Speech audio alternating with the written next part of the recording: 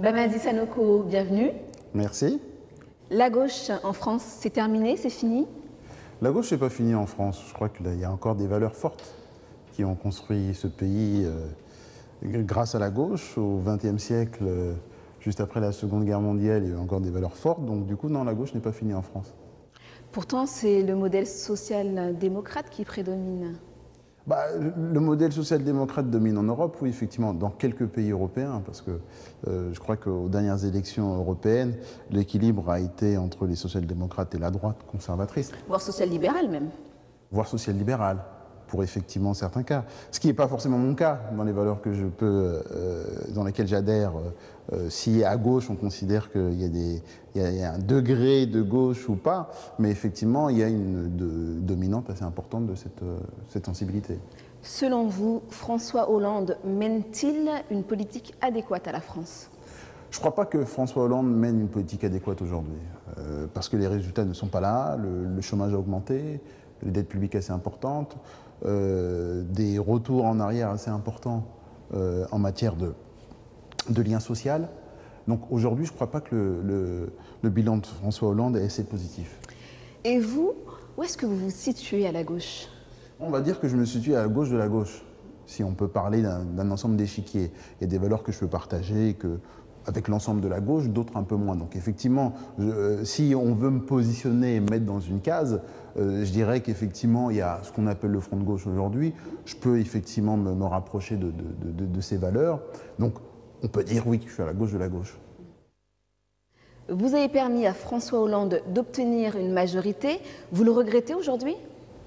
Les dernières élections présidentielles a vu au deuxième tour François Hollande et Nicolas Sarkozy. Donc en aucun cas, j'allais voter pour Nicolas Sarkozy. Vous auriez pu vous abstenir. En même temps, il fallait faire un choix, et un choix clair. Donc effectivement, mon vote a été un vote anti-Nicolas Sarkozy. Vous le regrettez aujourd'hui? Je ne regrette pas le vote que j'ai pu faire d'anti-Nicolas Sarkozy. Peut-être qu'on aurait dû plus batailler sur les idées, exiger plus de choses dans le débat démocratique autour des élections pour qu'il y ait véritablement une politique de gauche. Oui, mais anti-Nicolas Sarkozy, mais pour François Hollande en conséquence. Ça ne veut pas dire pour.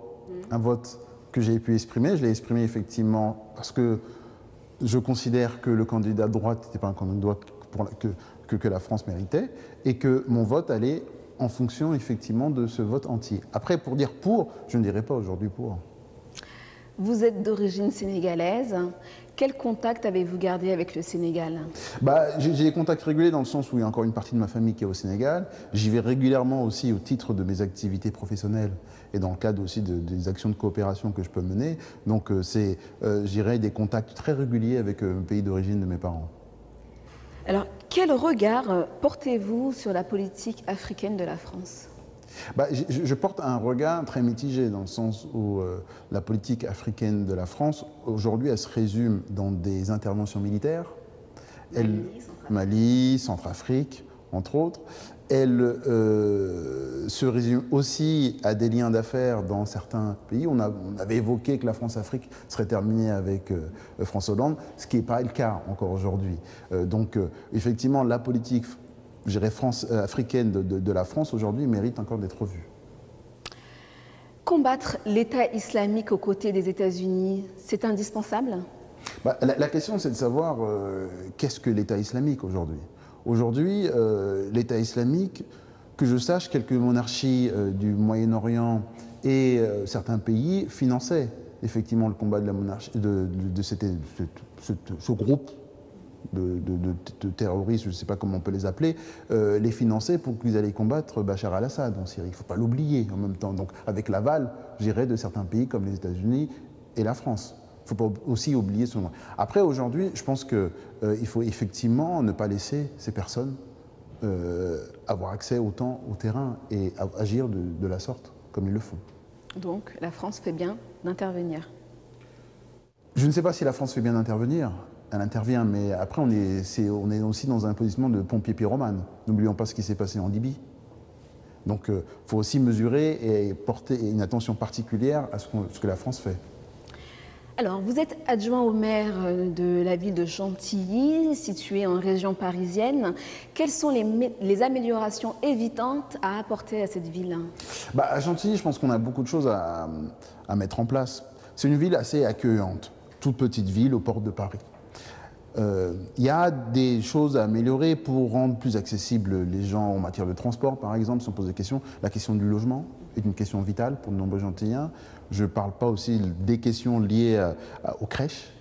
Donc c'est aussi des éléments où on pourrait améliorer le quotidien des Gentiliens. Mais ces éléments sont aussi, dans une région parisienne aussi interdépendante des villes, du domaine de la région, du domaine, je dirais, du territoire de Paris. Donc l'égalité en matière de logement, elle peut se poser à Gentilly, comme elle peut se poser à Paris, comme elle peut se poser dans n'importe quelle autre ville. Donc je pense qu'il y a des questions qui peuvent être traitées au niveau local, mais d'autres qui demandent des réponses métropolitaines.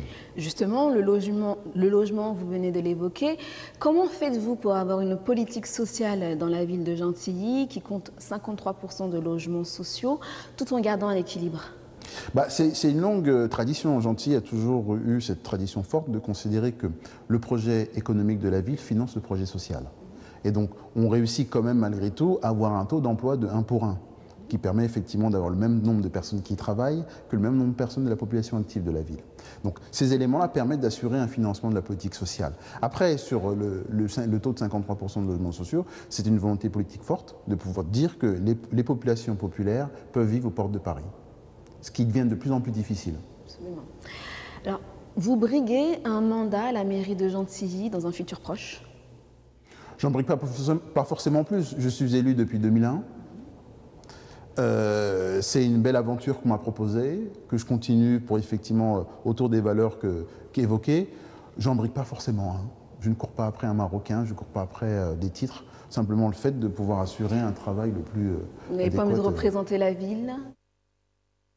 Cette ville que vous aimez particulièrement? Je la représente en tant que maire adjoint, aujourd'hui. Après, la question, si vous me posez la question de est-ce que je veux devenir maire de la ville de Gentilly, pour l'instant, je vous dis non. C'est dans 6 ans. Dans 6 ans, il y a plein de choses qui peuvent se passer. Vous y pensez? Pas tous les matins en me rasant. Pour mieux vous connaître, Bamadi Sanoko, parlez-nous un peu de votre enfance. Mon enfance, je suis né à Paris, je suis un pur Parisien qui a émigré quelques jours après sa naissance à Gentilly. Donc j'ai vécu à Gentilly pendant toute mon enfance, dans une famille nombreuse, 5 enfants, père et mère qui ont vécu aussi à Gentilly. Oui, une bonne enfance. Parlez-nous de vos goûts musicaux et littéraires. Mes goûts musicaux, ils sont assez éclectiques. Je peux écouter du jazz ou de l'afrobeat ou précisément un peu de classique aussi, il m'arrive. En ce moment, le dernier concert que j'ai fait, c'est le père du jazz éthiopien, Mulatu Atsakwe, par exemple, ou les lectures que je peux avoir, c'est des lectures assez éclectiques qui vont des auteurs classiques français à dernier ouvrage que je suis en train de relire plutôt, le livre de Amadou Kourma, j'ai oublié son titre, excusez-moi, Allah n'est pas obligé. Alors, vos références et modèles, quels sont les personnages auxquels vous vous identifiez? Il y a des personnages, je dirais, incontournables dans mon histoire, comme des personnes comme Nelson Mandela, ou même des gens, sans tomber dans les caricatures en disant Gandhi ou d'autres, mais des gens qui ont marqué. Mais je dirais par exemple tous ceux des Thomas Sankara, par exemple, qui ont pu apporter beaucoup de choses dans l'idéal du panafricanisme ou autre, ou je dirais aussi des personnes, les aînés qui ont pu, lors du Rassemblement démocratique africain, le premier parti africain d'avant les colonies, on parle de Senghor, on parle des Houphouët-Boigny, à ce moment-là, effectivement, il y avait un idéal assez fort. Après, plus tard, je ne crois pas que c'est des modèles, mais je crois qu'effectivement, tout individu, toute personne qui ont pu, à un moment donné, dépasser son quotidien pour dire que l'accès à la liberté est quelque chose que tout le monde pouvait avoir. Et aussi de défendre à un moment donné des valeurs fortes autour des populations les plus en difficulté. Quand on regarde des combats comme Mandela, on parle encore une fois pour son pays, c'est quelque chose qu'on ne peut pas minorer et laisser de côté. C'est effectivement des personnages qui ont accompagné et bercé mon enfance, comme les Malcolm X ou autres, qui à un moment donné ont joué un rôle important dans la compréhension du monde, au-delà de la compréhension du monde, de dire que aussi l'engagement, c'est quelque chose d'important. Après, j'ai d'autres modèles, par exemple mon père, je peux considérer que de son rôle est un modèle important dans le lien social qu'il a pu créer aussi autour de communautés africaines, expatriées, et le rôle que ça peut jouer. Donc c'est aussi des personnages assez forts.